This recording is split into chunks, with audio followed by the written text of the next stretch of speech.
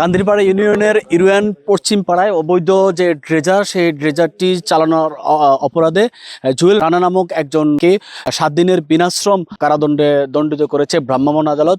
আমরা এলাকাবাসীর কাছে যতটুকু জেনেছি যে দীর্ঘদিন ধরে এখানে ড্রেজারটার মাধ্যমে অবৈধভাবে মাটি উত্তোলন করছে। আশপাশের যে বাড়িগুলো আছে সেই বাড়িগুলো এবং পার্শ্ববর্তী চাঁদপুর লাকসাম যে রেললাইন সেই রেললাইনটিও ঝুঁকির মধ্যে পড়েছে বলে এলাকাবাসী আমাদেরকে বলেছে এবং ক্যামেরার সামনে কেউ কথা বলতে সাহস পায়নি, কারণ এই ড্রেজারটি যে পরিচালনা করছে ওনার নাম তাজুল ইসলাম। উক্ত ইউনিয়নের ভারপ্রাপ্ত চেয়ারম্যান নুরুল ইসলামের ভাই তাজুল ইসলাম এটি পরিচালনা করছেন।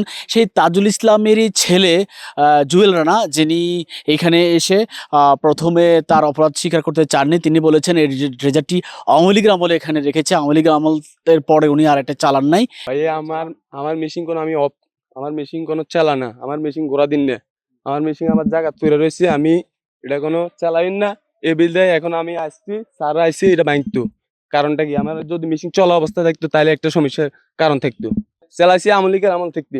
পরবর্তীতে তিনি মোবাইল কোর্টের কাছে তিনি স্বীকার করেন তার অপরাধ এবং পার্শ্ববর্তী যে দৃশ্যমান যে বালু ফেলার যে দৃশ্যগুলো সেগুলো তিনি নিজে বালু ফেলেছেন বলে মোবাইল কোর্টে স্বীকার করেন।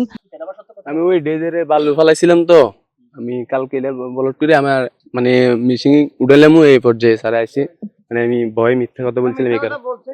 জি স্যার, অপরাধ স্বীকার করছি এবং সেই অনুযায়ী তাকে 7 দিনের বিনাশ্রম কারাদণ্ডে দণ্ডিত করেছে ভ্রাম্যমাণ আদালত।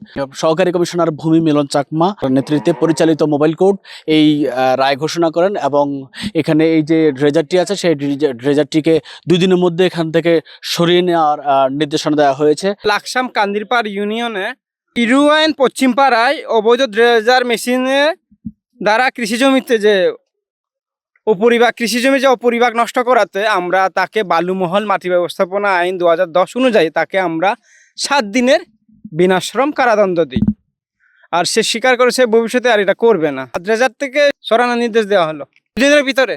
এইরকম ড্রেজার এলাকার জন্য ক্ষতিকর এবং এইভাবে যদি গভীর গর্ত করা হয় সে আশপাশের এলাকা বিলীন হয়ে যেতে পারে বলে আশঙ্কা করছে সাধারণ মানুষ। তাই ড্রেজার যেন না চালানো হয় এবং এগুলোর জন্য ভবিষ্যতে এরকম আইনগত পদক্ষেপ প্রশাসন নেয় সেই বিষয়টাই দাবি করছে এবং প্রত্যাশা করছে এলাকার সাধারণ মানুষ। কুমিল্লা লাকসাম থেকে GMS রুবেল, বাংলা নিউজ 24।